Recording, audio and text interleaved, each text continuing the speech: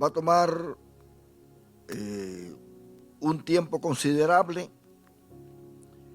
porque realmente este libro se conecta con los demás libros de la Biblia, especialmente lo que es la profecía,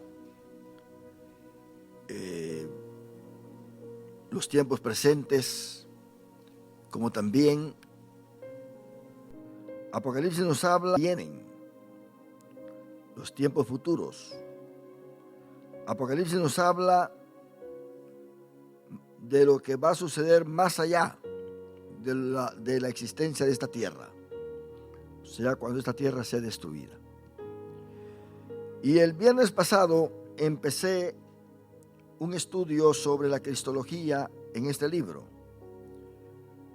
Este libro presenta a Cristo de una forma tal que aún durante la tribulación los que están en la tierra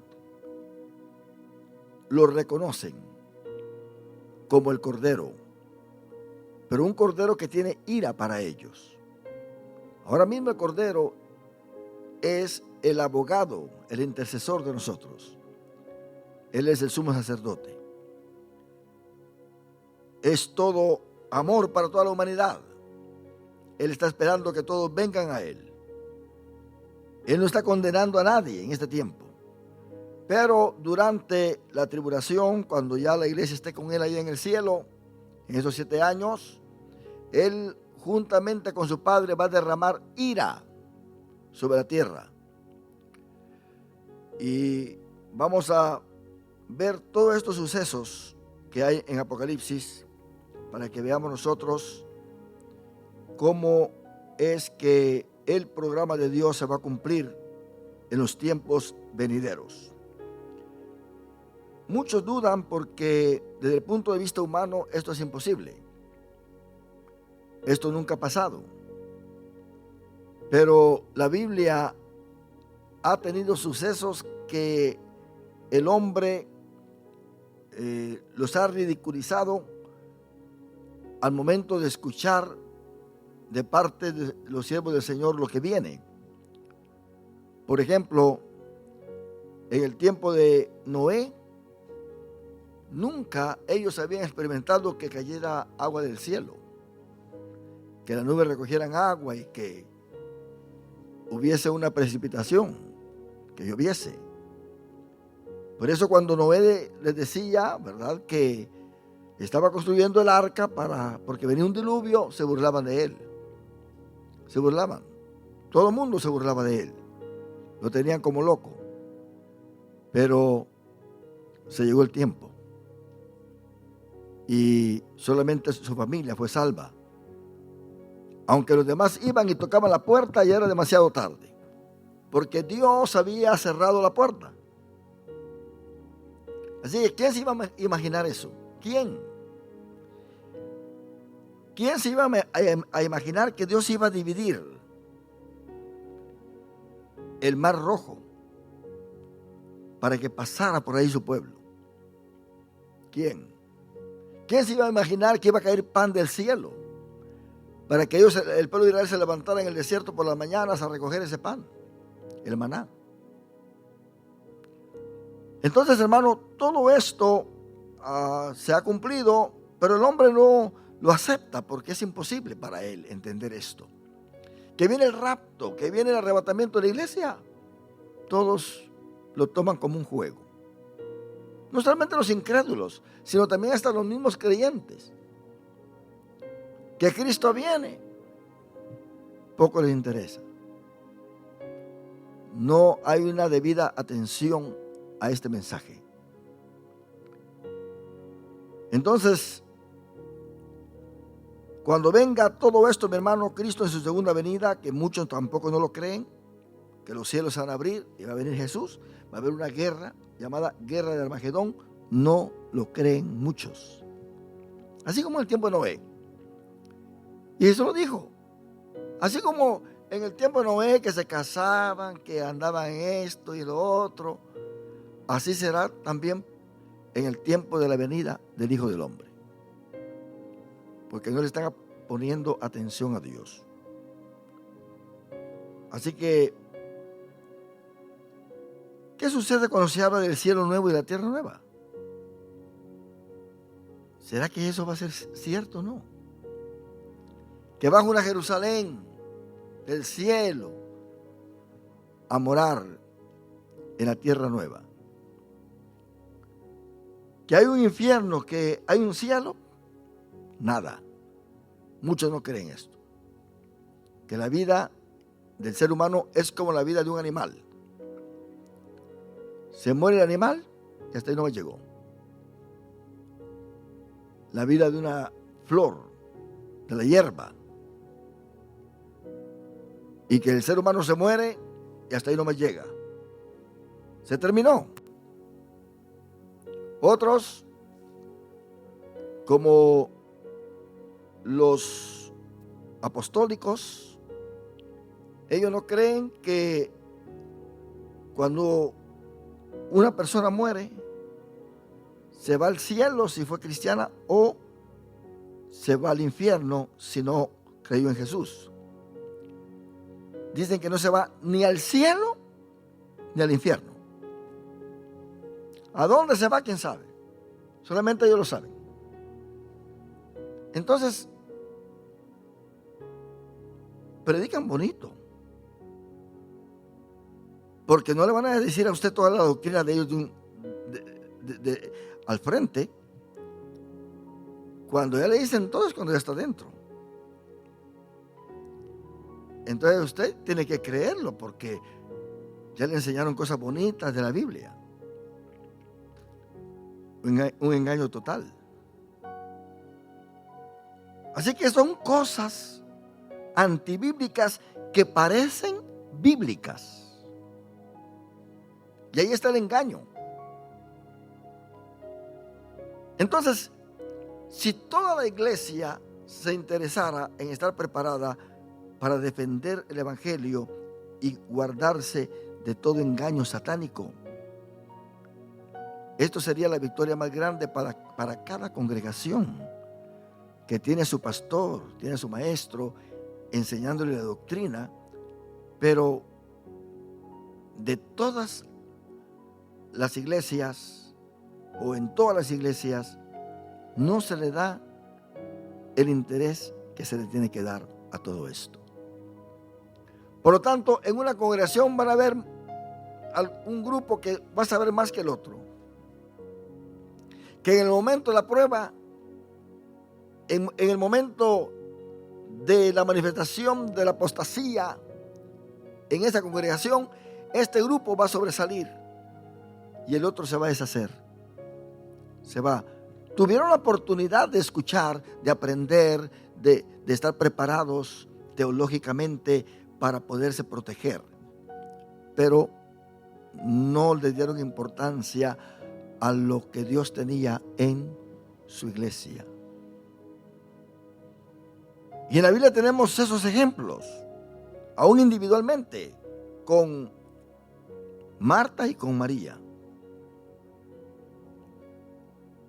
Y esto, hermano, está representado ahí simbólicamente para dar a entender que no todos en la misma casa vamos a estar a los pies de Cristo Jesús. No todos. Seamos nosotros esos que estemos a los pies de Cristo Jesús. Si el otro que llega, si el otro que canta, si el otro que se anda echando gloria de que se va al cielo, no está presente en la doctrina, no está presente en las cosas que Dios le quiere dar a su iglesia para prepararla, es por demás. Por eso dice la Biblia que pongamos nuestros ojos en el autor y consumador de la fe, en Cristo Jesús, Señor nuestro. Porque es la única manera que podemos sobrevivir en el evangelio. Usted se va a los parques a evangelizar, se va a dar cuenta que va a encontrar un montón de creyentes caídos. La mayoría le va a decir: yo fui a la iglesia, yo fui bautizado, yo trabajé en la iglesia. Hasta algunos le van a decir: yo fui pastor. Yo fui diácono. No, yo fui evangelista. Yo fui misionero. Sí. Hay un montón de caídos allá, hermano, que por eso el mundo se ha endurecido más. Y no solamente se han caído allá afuera, sino que desde allá ahora atacan la iglesia. Atacan al pastor, atacan al que quiere servir al Señor. Quieren quitar la doctrina de la Biblia y acomodar todo a su manera. Y ese es el peligro más grande que la iglesia está enfrentando hoy en día. Usted ve los videos que ponen ahí en Facebook, en YouTube, de las iglesias que realmente alaban a Dios. 3, 4, 5 hay ahí. Váyase aquí y aquellos videos donde muestran las iglesias donde ni siquiera hay doctrina, ni siquiera hay Espíritu Santo. Se va a dar cuenta que eso está lleno. Estamos en el tiempo de la apostasía. Estamos en el momento en que nosotros tenemos que agarrarnos de Dios y preguntarnos: ¿estoy yo en la verdadera iglesia, sí o no? Porque aquí no cuentan nada de los concilios, las denominaciones, que solamente se va a ir la iglesia de Dios Evangelio completo, que se va a ir solamente los miembros de la Asamblea de Dios, los miembros de la iglesia de Dios de la profecía, los miembros de la iglesia del Príncipe de Paz. No. Es posible que van a haber concilios que se van a quedar todos, porque se está dando más gloria al hombre que a Dios. Eso es peligroso. Así que Satanás está enojado y está trabajando duramente porque sabe que la iglesia muy pronto va a ser arrebatada. Pronto. Van a ser multitudes de desaparecidos. Habrá una confusión terrible en todo el mundo. Esto va a pasar. Lo entendamos o no lo entendamos, lo creamos o no lo creamos. Si se cumplió lo de Noé, que aún científicamente está comprobado que sí hubo un diluvio de esa magnitud, entonces quiere decir que esto también se va a cumplir. Porque Cristo dijo: los cielos y la tierra pasarán, mas mis palabras no pasarán. Juan, hermano, nos muestra a nosotros a Cristo en Apocalipsis. Y por eso viene el estudio de lo que se llama la cristología. Y la pregunta es: el Cristo, aquel que vivió en Nazaret, que anduvo caminando por las calles polvorientas de Galilea hace mucho tiempo, ¿es el mismo Cristo que vemos hoy? ¿Es el mismo Cristo a quien nosotros adoramos? ¿Es el mismo Cristo a quien nosotros le estamos sirviendo de verdad? ¿Somos nosotros sus discípulos? ¿Pertenecemos a Él, sí o no? Porque muchos pertenecen a Cristo, pero un Cristo que ellos mismos se lo han inventado, solamente agarraron el nombre. Y no se sabe si... Porque allá en la India está Krishna, que es el mismo, pero viene de otro, no sé de dónde vendrá. ¿Me entiende? Entonces, hay una confusión terrible. ¿A qué Cristo tenemos nosotros? ¿Es el mismo Cristo de la Biblia? ¿Es aquel que dio estas enseñanzas maravillosas que están en los evangelios? ¿Es aquel que es explicado por el apóstol Pablo? ¿Es aquel que es presentado por Pedro? ¿O es otro Cristo? Entonces, sin lugar a duda, mis hermanos, el Cristo que vemos hoy depende de cómo lo entendamos. Este Cristo que nosotros servimos, dice la Biblia, que vino en el cumplimiento del tiempo. Y de este Cristo es que habla la Biblia. Cristo no habla de otro Cristo más. La Biblia no habla de otro Cristo más. Entonces, de este Cristo habla la Biblia. Y por eso dejó un correcto estudio del registro que tenemos acá para que nosotros lo podamos entender. Hoy en la actualidad, usted se ha dado cuenta, hay muchas corrientes de pensamiento respecto a Cristo y su ministerio. ¿Cuántos teólogos liberales hay ahora queriendo explicar al Cristo de Nazaret? Uno lo presentan como el Cristo político. Otros lo presentan como uno de los que querían beneficiar a Israel y que no logró su objetivo. Es un Cristo fracasado, un Mesías fracasado. Otros lo presentan como uno de los que formaron grupos que estaba haciendo lo mismo que muchos o que algunos de sus antepasados habían hecho. Porque antes de Cristo se levantaron hombres que venían contra Roma y formaban sus grupos, y muchos de ellos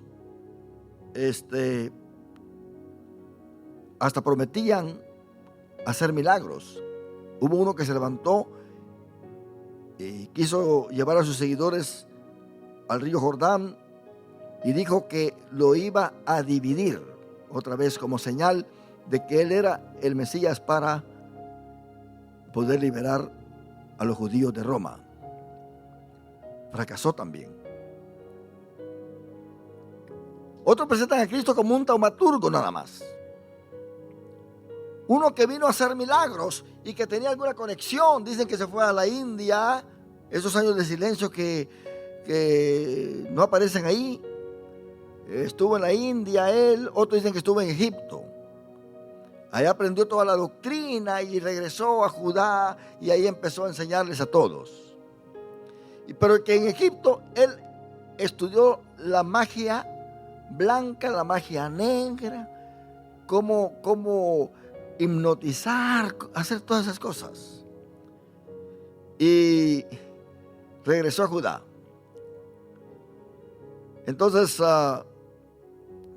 ahí tenemos a un Cristo que es interpretado por ellos de esa manera. Otros hablan del Cristo, de este Cristo que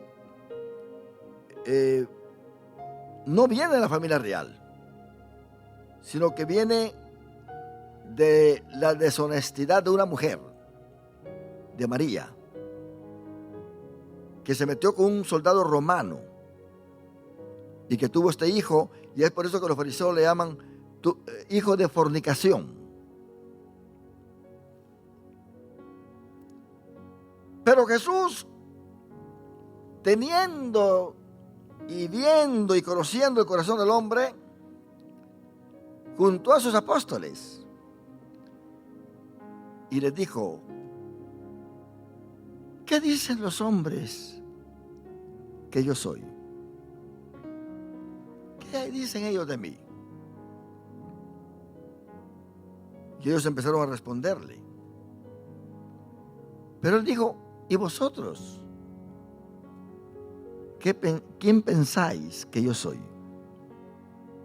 Esa pregunta es muy importante. ¿Qué es lo que pensamos nosotros de Cristo? Pedro le dijo: tú eres el Cristo, el Hijo del Dios viviente. ¿Se da cuenta? Y la Biblia dice que aquel que cree que Jesús es el Hijo de Dios es salvo.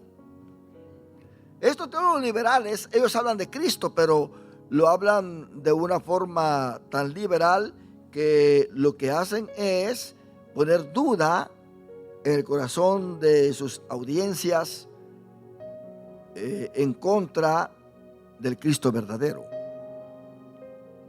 Nosotros creemos que Cristo es Dios Él se encarnó. Él es el Hijo de Dios. Los testigos de Jehová dicen que Él es un ser creado. Los mormones dicen que Él es un ser creado. Los musulmanes creen en Él, pero no lo reconocen como el Hijo de Dios. Lo reconocen como un profeta importante. Ellos creen y hablan muy bonito de Cristo, pero Mahoma es superior a Cristo. ¿Se da cuenta? Entonces, ¿a qué Cristo nosotros realmente estamos sirviendo? ¿A un Cristo revolucionario, político? ¿A uno que solamente está en enfermedades? ¿A uno que vino a enseñarle al mundo cómo morir?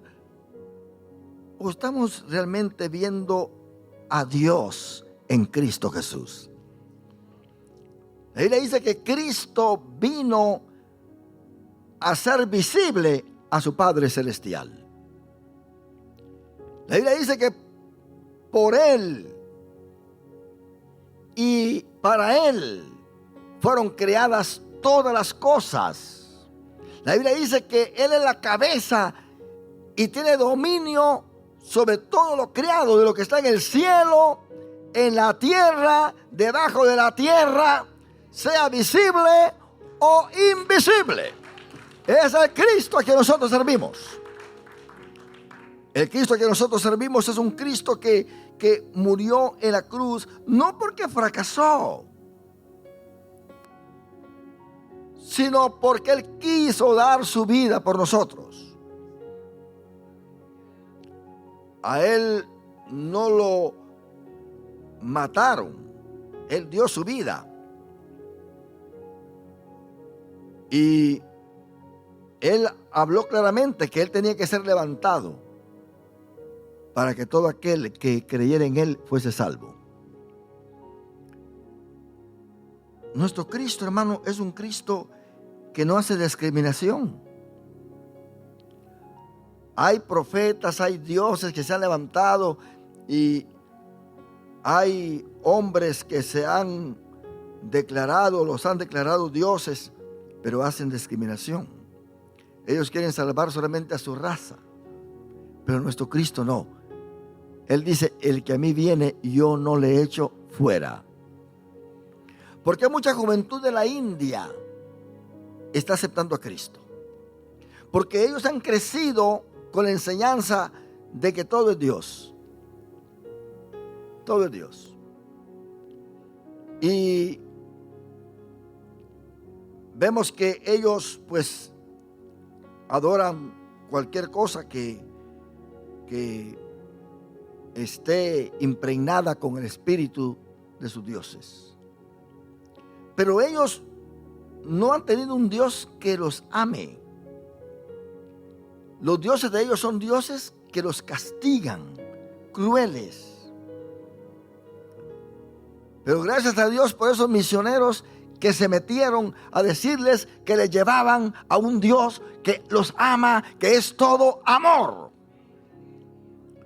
Y esta juventud ha creído en Jesús. Y los jóvenes que han aceptado a Cristo se van con sus compañeros, con sus amigos, les hablan en su idioma y les dicen, mira, acepta a Jesús, porque Jesús es amor. Él nos ama.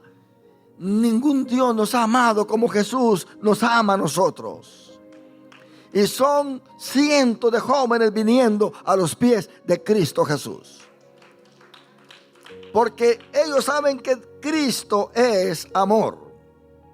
Por eso dice Juan que nosotros amamos a Dios no porque, porque nosotros hayamos amado a Dios primero, sino porque Él nos amó a nosotros primero. El hombre, hermano, ha reconocido que este Cristo ha venido realmente a cambiar la era del mundo. Muchos no quieren decir después de Cristo. ¿Se da cuenta? Dicen la edad común.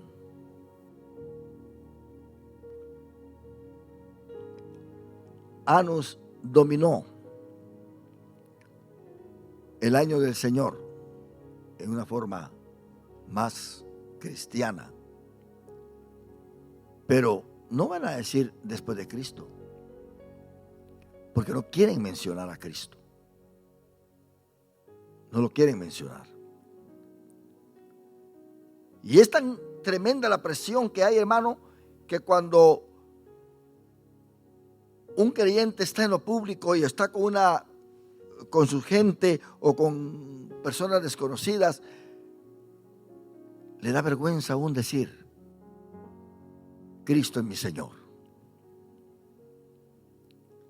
Dicen: aquel que está allá arriba. Otros no quieren mencionar ni a Dios, dicen la madre naturaleza. Otros pues dicen: gracias a Dios. Porque mencionar a Cristo te identifica. Si tú dices gracias a Jesucristo, abren los ojos grandes y dicen: este es uno que sigue a Jesucristo. Este es un evangélico. Este es un cristiano, es uno que ama a Dios. Pero si el evangélico se empieza a decir: aquel viejo que está arriba, mire, ese se enoja. ¿Por qué? Porque está entre los demás. No se quiere identificar. Pero el cristiano tiene que identificarse. Yo soy de Cristo. Yo creo en Cristo. Mire, el musulmán nunca va a dejar de mencionar a Mahoma. No se avergüenza de él. Pero Mahoma no ha hecho nada por ellos. Ni es superior a Cristo. ¿Por qué nosotros vamos a quitar a Cristo de nuestra boca? Si en su nombre reprendemos demonios, en su nombre sana a los enfermos, en el nombre de Jesucristo, mi hermano, cualquier cosa maligna se sujeta. ¿Por qué no vamos a avergonzar de ese nombre? Que Cristo dijo: el que se avergonzare de mí delante de los hombres, yo también me avergonzaré de él delante de mi Padre. Eso quiere decir que cuando nosotros vengamos a orar: Dios Padre mío, en el nombre de Jesucristo, ayúdame, va a decir Jesús: bueno, Padre, yo a este no lo conozco. Este se avergüenza de mí.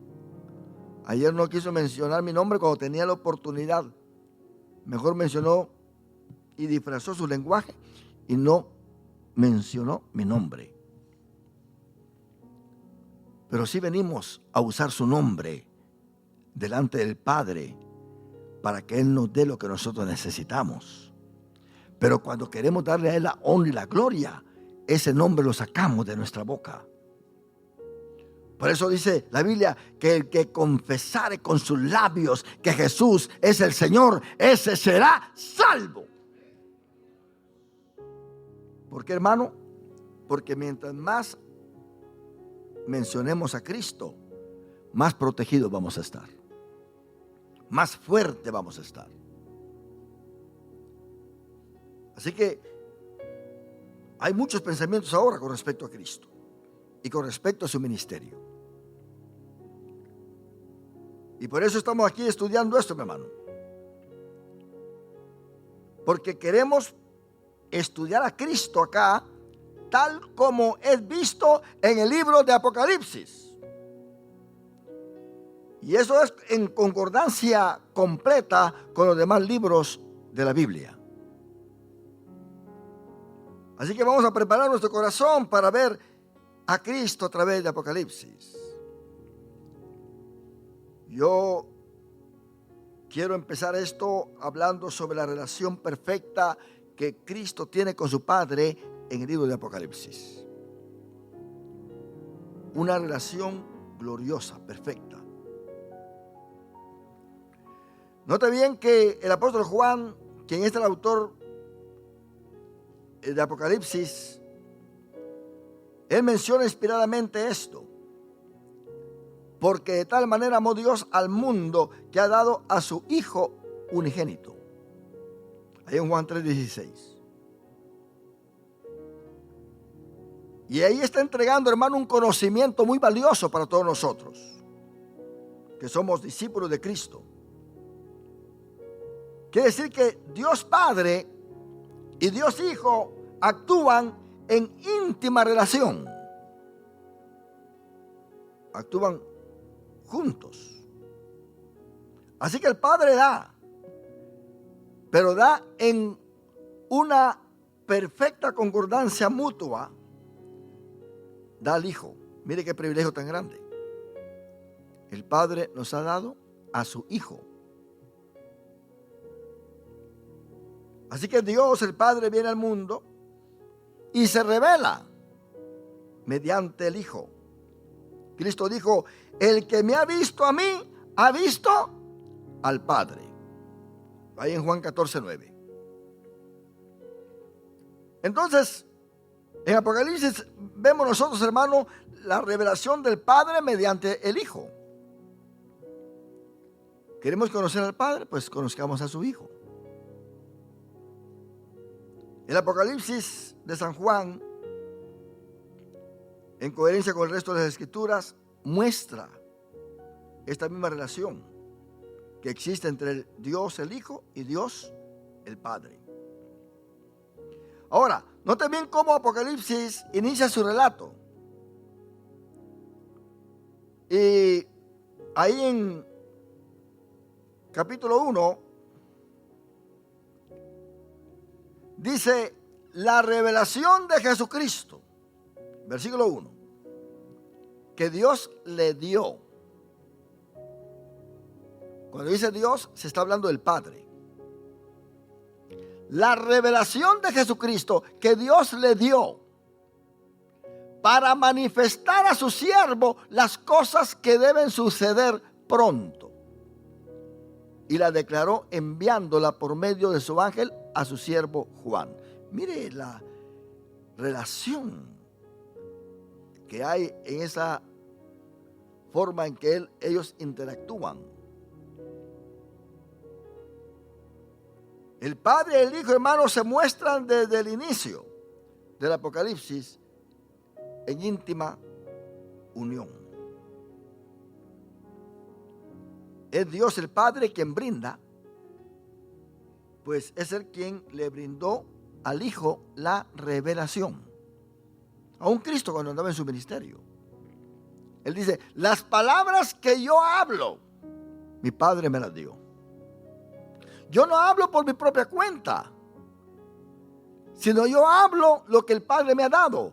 En San Juan 17, Él dice: Padre, las palabras que tú me diste, yo se las he dado a ellos.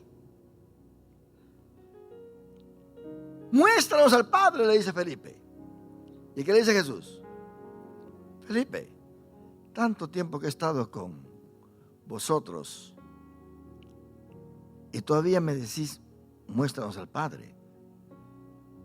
El que me ha visto a mí, ha visto al Padre. ¿Por qué? Porque Él lo está revelando. Él lo está revelando.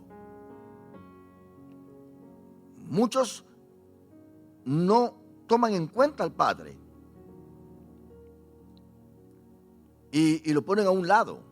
Pero realmente es el Padre el que nos ha dado a nosotros la oportunidad de ser reconciliados con Él a través de su Hijo amado Jesucristo. Sin su Hijo no podemos nosotros ser reconciliados con Él. Pero el ser humano, hermano, estaba completamente fuera del ámbito de la reconciliación. Y no había otro medio. No había otro medio. Cristo dijo: yo soy el camino, la verdad y la vida. Nadie viene al Padre si no es por mí. Dando a entender que por muchos sacrificios, por muchos holocaustos, por muchas ofrendas, por mucha religión que tuviésemos, nunca podríamos nosotros llegar al Padre o ser reconciliados.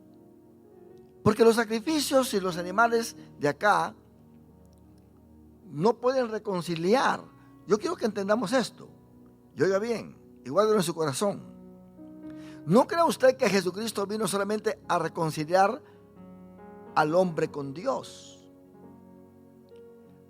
Todo estaba ya condenado a desaparecer sin esperanza. Efesios capítulo 1. Vea lo que dice acá, para que nosotros nos demos cuenta que Cristo vino a reconciliar con el Padre todas las cosas, de lo que está arriba en el cielo, de lo que está en la tierra y todo el universo, dando a entender que el sacrificio de animales, por millones que fuesen dados, nunca iba a reconciliar el resto de la creación. Nunca. Note bien ahí en Efesios capítulo 1. Dice, versículo 7. Bueno, leamos el versículo 4. Según nos escogió en Él, antes de la fundación del mundo, para que fuésemos santos y sin mancha delante de Él.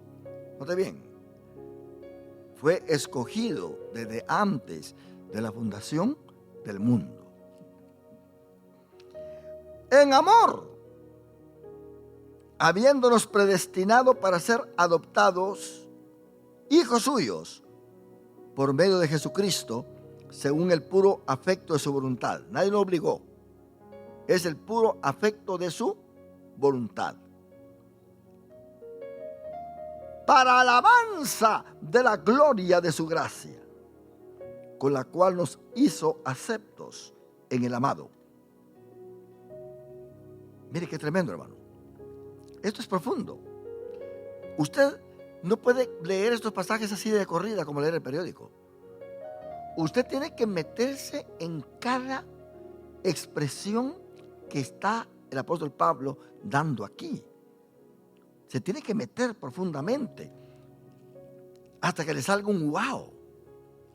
Wow, yo soy para alabanza de la gloria de su gracia. No por lo que yo haya hecho, no por lo bueno que yo sea, sino porque Él nos hizo aceptos en el amado. Nos hizo aceptos en el amado, en quien tenemos redención por su sangre. Ninguna otra sangre puede reconciliar al hombre con Dios. Cristo, con su sangre, nos hizo a nosotros participantes de la vida eterna. Nos hizo participantes de un cuerpo glorificado. Ya sea que estemos vivos o resucitemos, Él nos hizo participantes de un cuerpo glorificado que va a ser igual al cuerpo que Él tomó cuando resucitó el tercer día. Cristo con su sangre nos hizo a nosotros adeptos para reinar con Él 1000 años en esta tierra. Cristo con su sangre nos libró de que participáramos nosotros en el juicio del gran trono blanco, porque cuando eso pase, nosotros ya vamos a estar con cuerpos glorificados. Cristo con su sangre nos hizo adeptos para que nosotros moremos, vivamos eternamente en la tierra nueva que va a crear para que nosotros estemos con Él para siempre y para siempre, jamás. Tenemos que ser agradecidos, ¿verdad que sí? Porque si no somos agradecidos, vamos a dar media vuelta, vamos al mundo. Por eso dice Hebreos que el que, conociendo estas cosas, después de haber disfrutado todo esto, después de haber disfrutado del Espíritu Santo, todavía se va al mundo, pisotea. Oiga bien, no está diciendo que pisotea a Cristo directamente allí. Dice que pisotea la sangre de Cristo Jesús. Y dice que para esta persona no hay arrepentimiento. En otras palabras, para esta persona Cristo no va a venir a morir por él otra vez. Él no puede pisotear la sangre de Cristo.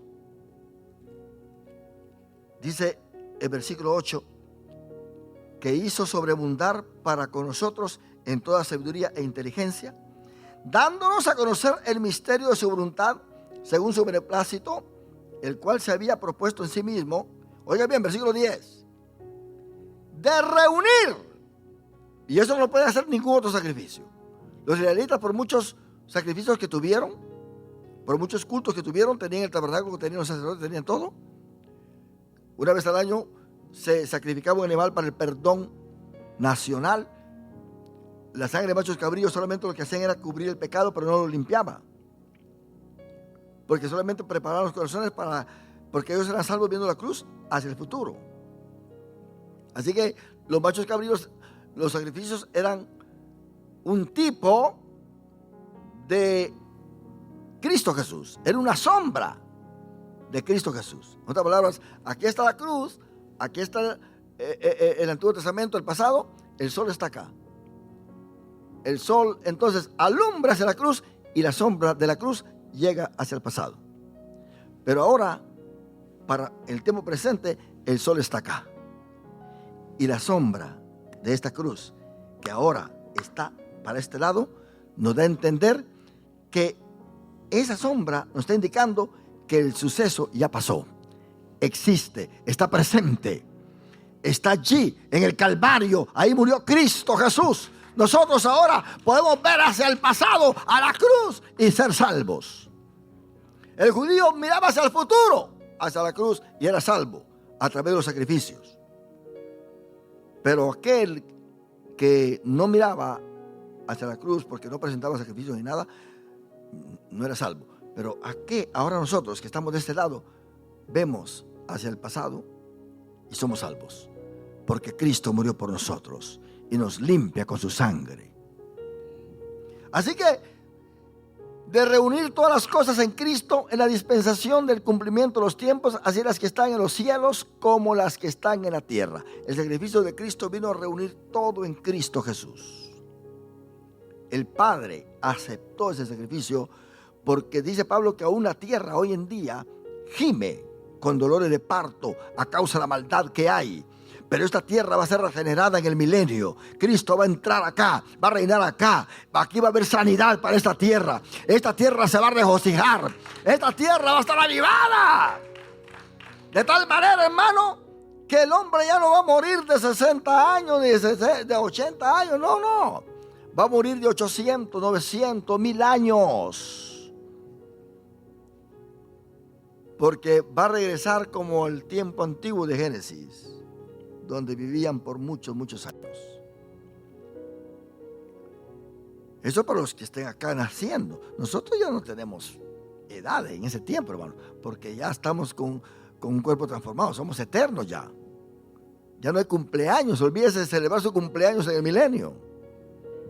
Olvídese de la piñata. Sí. Entonces, hermano, es hermoso, porque el versículo 11 dice que en él asimismo tuvimos herencia, habiendo sido predestinados conforme al propósito del que hace todas las cosas según el designio de su voluntad, a fin de que seamos para alabanza de su gloria, nosotros los que primeramente esperábamos en Cristo Jesús. Pablo está hablando de su pueblo, pero luego dice el versículo 13, en él también vosotros. ¿Se da cuenta? Habiendo oído la palabra de verdad, ahora nos habla a nosotros los gentiles, el evangelio de vuestra salvación, y habiendo creído en él, fuiste sellados con el Espíritu Santo de la promesa, que es las arras de nuestra herencia hasta la redención de la posesión adquirida para alabanza de su gloria. Esta palabra arras en el griego quiere decir depósito. Quiere decir que Cristo ha dado el depósito para que nosotros disfrutemos de un porvenir glorioso. Así que, mi hermano, Apocalipsis presenta a Cristo en perfecta relación con Dios y el Padre. Así que Cristo, a quien nosotros servimos, es un Cristo que es dado. Pero Él no es enviado hacia la fuerza. Miren lo que dice Hebreos capítulo 10. Él no es enviado así a la fuerza, como que si el Padre lo está mandando diciendo: vete, vete, que yo quiero que mueras. No. Hebreos capítulo 10 nos da a nosotros lo que Cristo dijo en el versículo 1 en adelante. Porque la ley, teniendo la sombra de los bienes venideros, ¿se da cuenta? Teniendo la sombra de los bienes venideros. Toda la ley es sombra de los bienes venideros, entendamos esto. Y ahí se incluye el sábado. Se incluye el sábado. Porque la ley esta que está teniendo la sombra de los bienes venideros, está afuera, escrita en tablas de piedra. Pero ahora en Cristo, esa ley está escrita en nuestro corazón. ¿Se da cuenta? Ahora Cristo es nuestro sábado. Él es nuestro descanso. Él es el todo. Él es nuestro pastor que nos hará descansar en lugares de delicados pastos. Él es. Por eso toda la ley es sombra de los bienes venideros. Luego dice: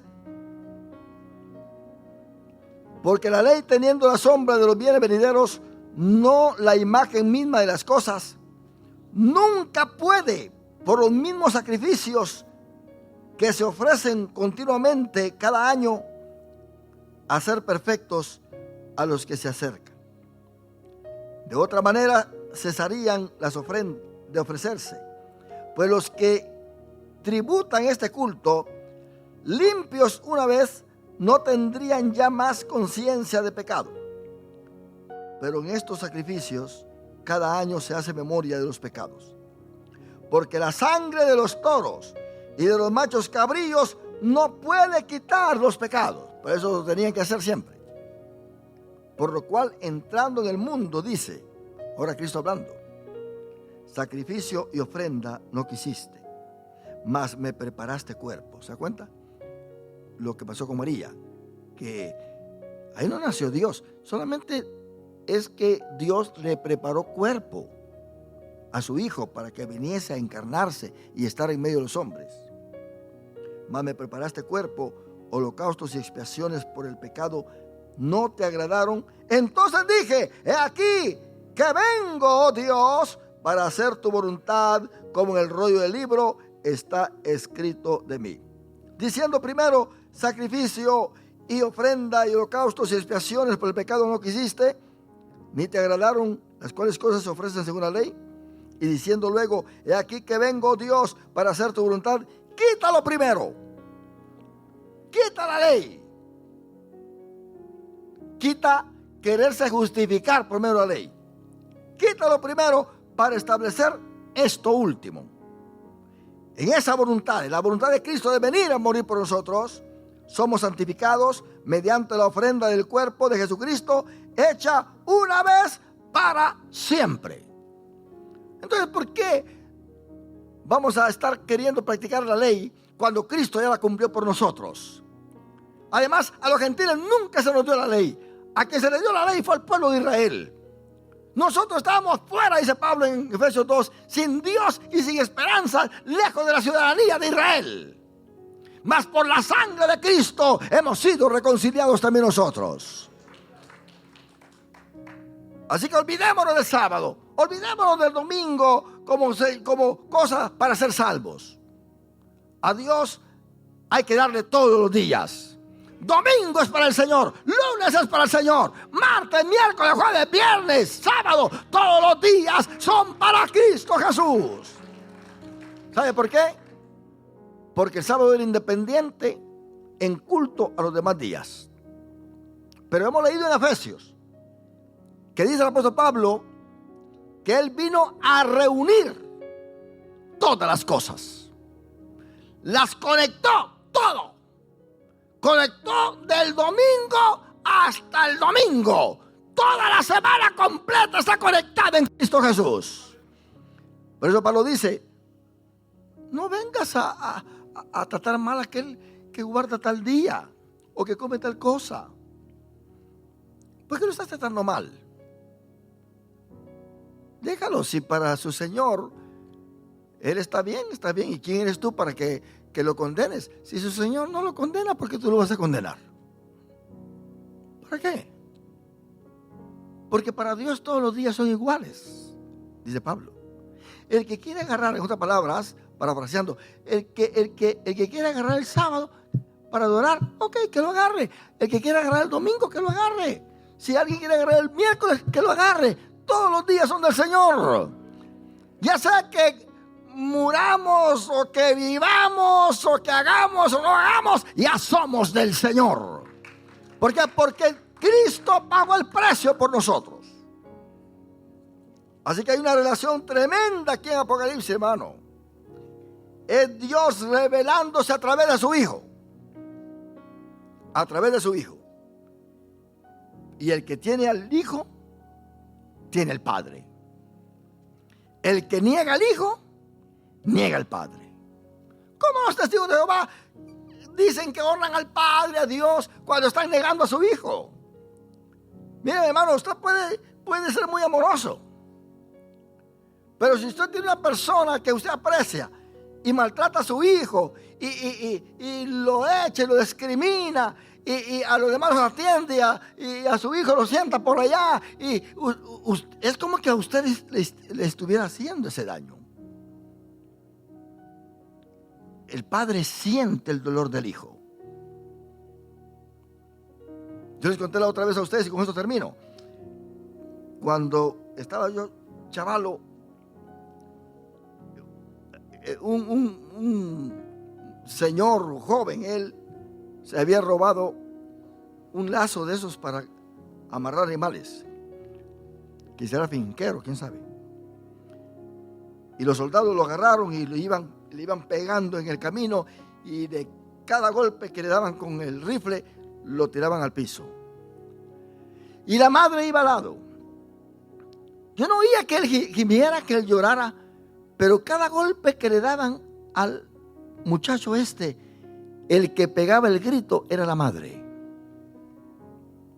Ella sentía ese dolor adentro de ella, porque era su hijo. Dios es todo amor. Por esa razón hay mucha gente endurecida hoy en vida. ¿Por qué? Porque están negando a su hijo.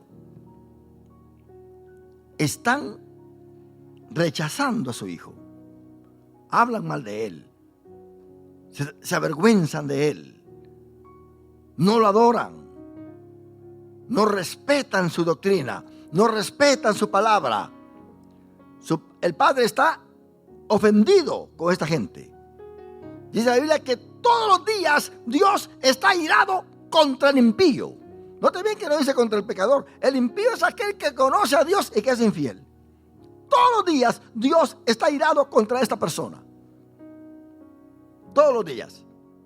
Especialmente si está pisoteando la sangre de Cristo, es peor todavía. Estas personas, en ellas se cumple lo que dice Pablo, que a quien Dios quiere endurecer, endurece. Usted puede hablarle de Cristo, orar por ellos y hacer cuanta cosa. Esa gente ya no se compone. ¿Por qué? Porque el Padre está enojado con ellos debido a que Él y su Hijo tienen una relación muy íntima. Y estamos nosotros, hermano, preguntándonos, ¿a qué Cristo nosotros adoramos? Tenga cuidado con lo que escuche por allá cuando están hablando de Jesús. Usted tiene que poner mucha atención y estar alerta, porque pueden hablar de Jesús y creer todo lo que dicen de Él. Dicen, no, que Jesús se fue a la India. Eso yo no lo sabía. Que se fue a Egipto, eso no lo sabía. y le creen a esos grandes teólogos que se graduaron y que son grandes filósofos. No, olvídese. La Biblia es tan sencilla que realmente nos hace también a nosotros sencillos para entender la palabra del Señor. ¿Cuántos decimos un aleluya, mis hermanos? Póngase de pie.